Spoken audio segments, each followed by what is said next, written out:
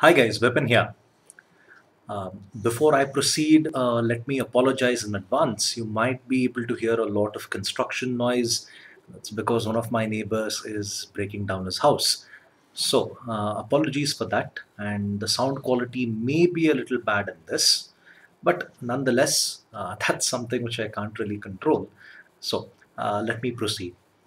Now, one of my students requested me a video on how is it that people who make applications like WhatsApp, Candy Crush, Temple Run, games on mobile phones, especially Android, or applications in general on Android, how do these guys actually go about making money? Now, here is a short video when it comes to explaining how these people make their profits. And by the way, let me tell you this in advance. The amount of money that these guys make is hell of a lot.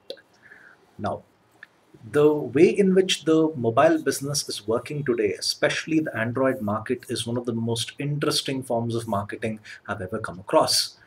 Now, the way in which most of these games work is through something called microtransactions, or they're known as freemium. Okay, they call themselves as freemium because there is a big part of the application that is free, but there are certain things in the application that is expensive, that is rather you have to pay for it. Now, let's look at an application like WhatsApp. We all go about using WhatsApp. Now, how does WhatsApp go about making money? Through an annual membership. Now, if you go to that screen on your WhatsApp wherein it tells you pay for your membership, pay for your subscription, the current rate right now is around 55 rupees. Now, WhatsApp is used by millions of people worldwide. Now, as you know, the company gives you 1 year of free service, and after that, you have to go about paying for this.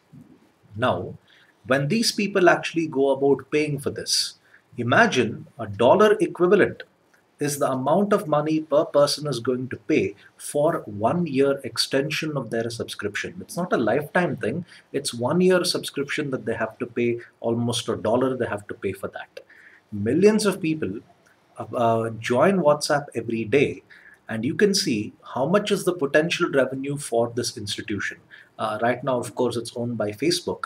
Facebook is going to become really rich when these subscriptions start to come in. Every person who has a WhatsApp subscription is going to have to go about paying a dollar, and that is a very, very good source of revenue. So, for a big part of the application, it's free, but there are certain things which you have to go about paying for. Now, the volumes you can see here is extensive. Just go to the Android market and see how many people have actually downloaded WhatsApp. It's by the millions. So, millions of people downloading is equal to millions of people paying. So, therefore, that's a very, very good amount of money you can make. Then, people get frustrated fast. So, let's capitalize this. Now, that's where mobile gaming comes in. Now, I was someone who used to play Candy Crush, and those who play Candy Crush know very well that this particular game is one of the most addictive there is. I don't know if you fear, I don't know your opinion about Candy Crush, and I apologize if I've given you a request to play Candy Crush, but trust me, once you start playing this game, it's you become a drug addict in the world of gaming. Now, what happens is when you play a game like Candy Crush, you come very, very close to completing that level.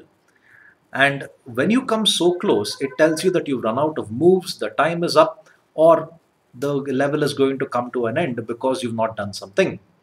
And the next screen tells you that do you want to continue to play? We'll give you extra moves, we'll give you this particular power up. All you have to do is pay 55 rupees or 100 rupees. For so many people who are hardcore gamers, especially mobile gamers, they don't mind paying the small amount of money. And this is where, again, the business is able to make a great deal of money. There are certain levels in Candy Crush wherein it's purely luck that is going to help you clear it. And a lot of people know very well if their luck is going to run out, there is another way in which you can clear the level, and that's by going about buying power ups. Now, power ups as well. In some levels, you know very well that you can't clear it unless you get these power ups. And that's when many people go about paying for it. And that's where institutions like Candy Crush or King Gaming, if I'm not wrong, goes about making money. And there are certain levels as well where it really, really tests your patience. After a particular group of levels, you require to play quests. And if you play one particular quest, you have to go about waiting for 24 hours. Now, this game is so addictive, you really can't go about waiting for 24 hours. And that's where, again, people are like, okay, I'll pay some amount of money and I'll get through the next set of levels by avoiding playing these quests. This is how Candy Crush works. And that's where you're able to make a great deal of money when you are able to capitalize on people's frustration. There's another game as well, Asphalt 8. I'm heavily addicted to this. Now, this game is one more such as Candy Crush, wherein it goes about testing your patience.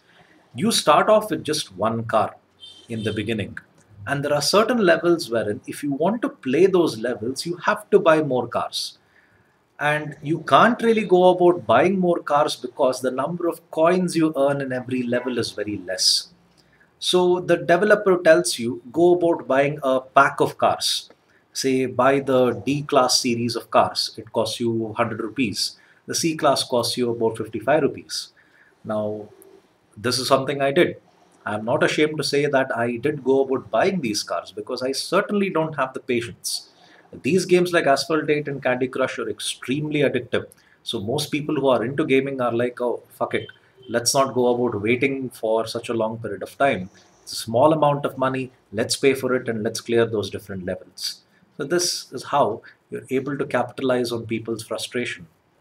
And I'm not ashamed to say I'm a victim of that. Now, sorry about that. Yeah. The cost of developing an Android application is less. This is where the advantages come in. Android has been made as an open source. So anyone, without taking permission from Google, can go about making applications related to Android. Now, I've seen some variety of applications for available on the Android market. Like I've seen applications related to religion, I've seen applications related to education. There are countless when it comes to the amount of benefits you have when it comes to Android market.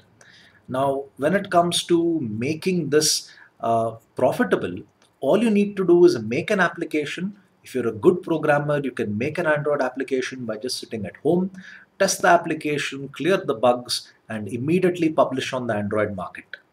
And when you publish on the Android market, you have to pay a small amount of money for the publishing cost.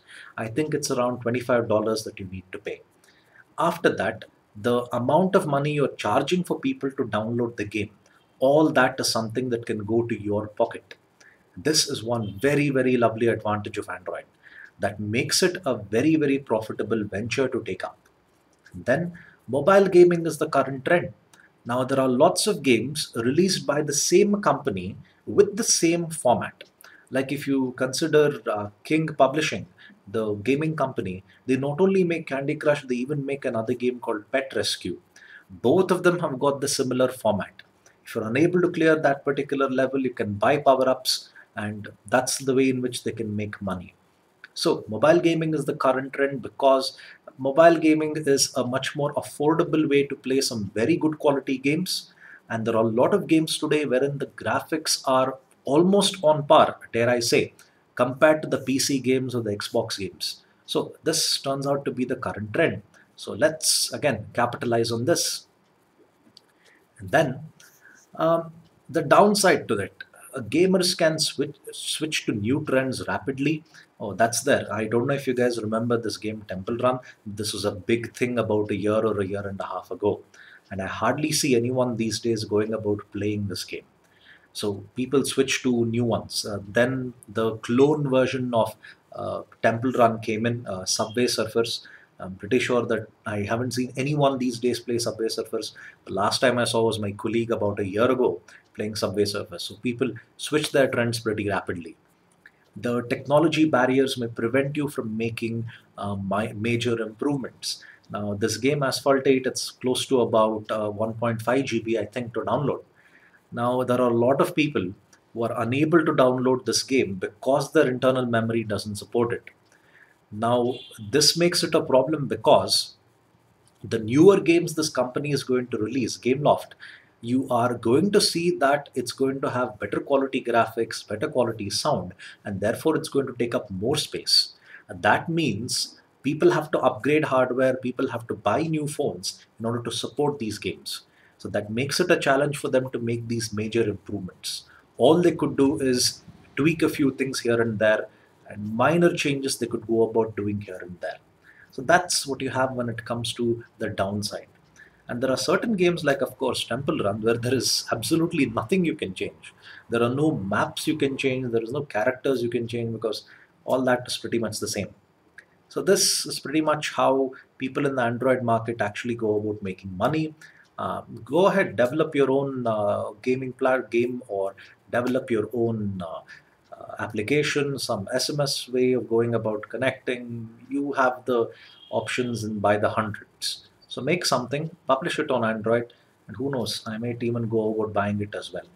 So I hope you found this video helpful. Thank you for your time, and please go about subscribing to my videos. And I say please by holding my hands up like this. Not really someone who does this, but please go about subscribing to my videos. So bye guys.